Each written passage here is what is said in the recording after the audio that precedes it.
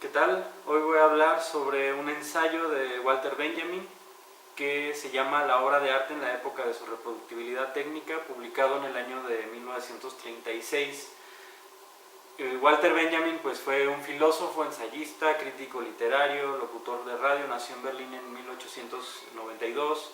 En 1934 él se traslada a París.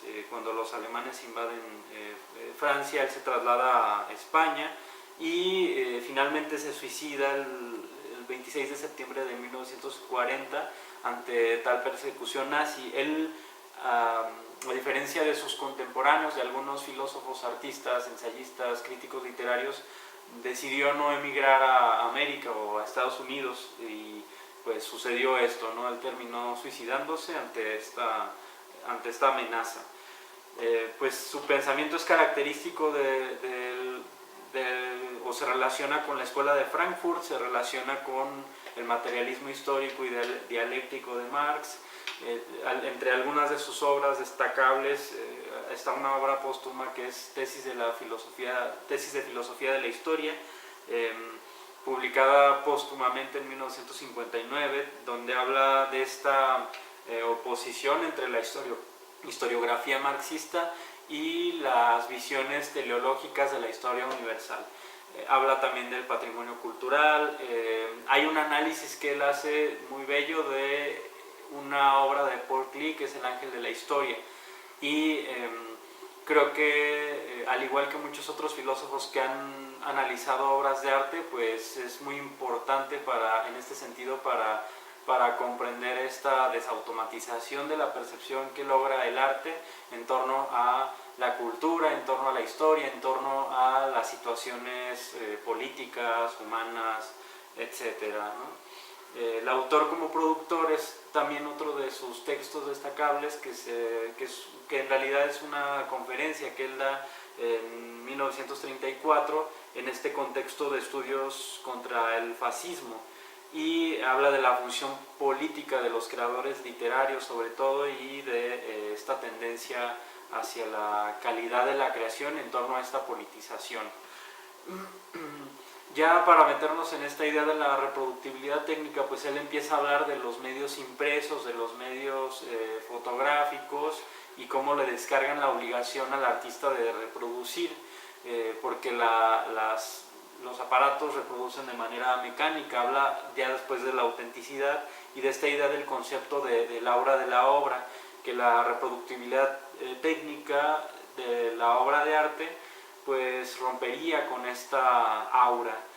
En la actualidad, por ejemplo, podemos ver que el aura se presenta más bien, desde mi punto de vista, desde un modo muy encerrado en los museos. Por ejemplo, cuando me tocó visitar el Guernica en el Museo Reina Sofía, pues en realidad el aura creo que no está tanto en la pintura, sino en en todos los guardias, en la iluminación que le ponen, en el listón que está delante de la obra. Es decir, hay toda una teatralidad, hay toda una serie de rostridades de la gente que cuidan esta obra, etcétera.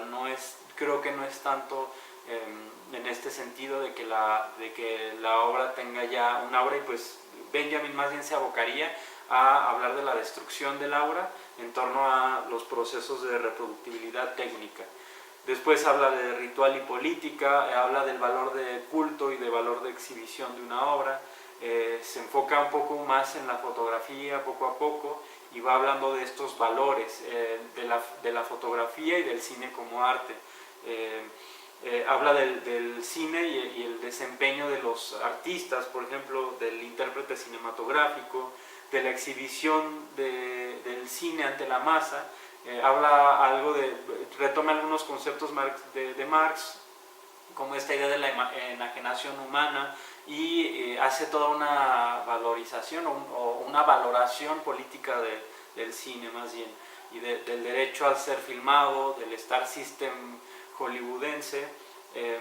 Habla de estas diferencias, habla del pintor y el hombre de cámara, y habla de la recepción de la pintura sobre todo a partir de la idea del arte moderno.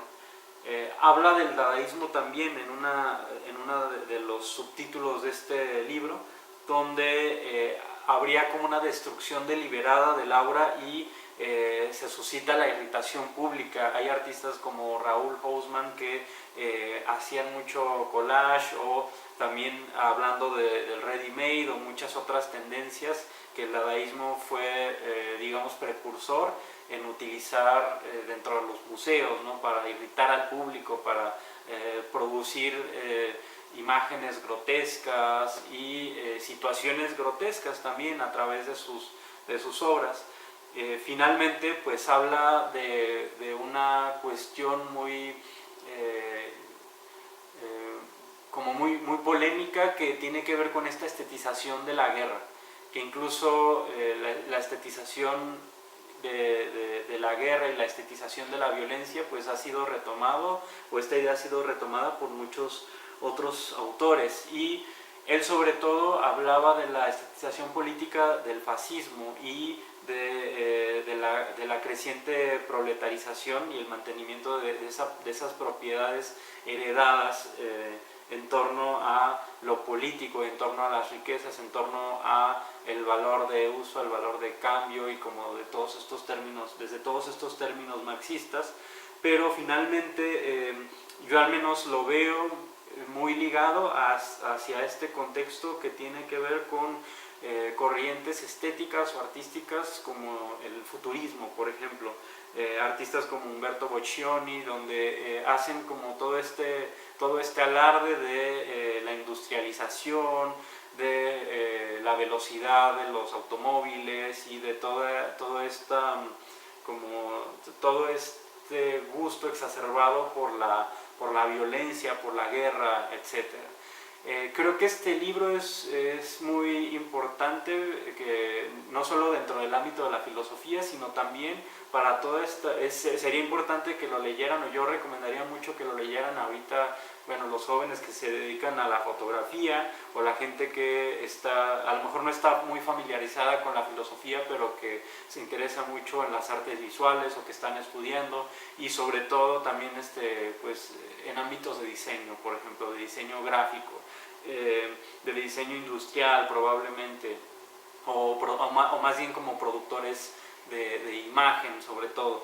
Y bueno, en otras ocasiones espero seguir hablando de Walter Benjamin, porque es un autor que vale mucho la pena revisar, y también revisaré algunos otros autores relacionados con la plástica o con otros ámbitos artísticos, o no necesariamente, sino más bien desde la propia filosofía. Por hoy por este video sería todo, y pues agradezco mucho su atención.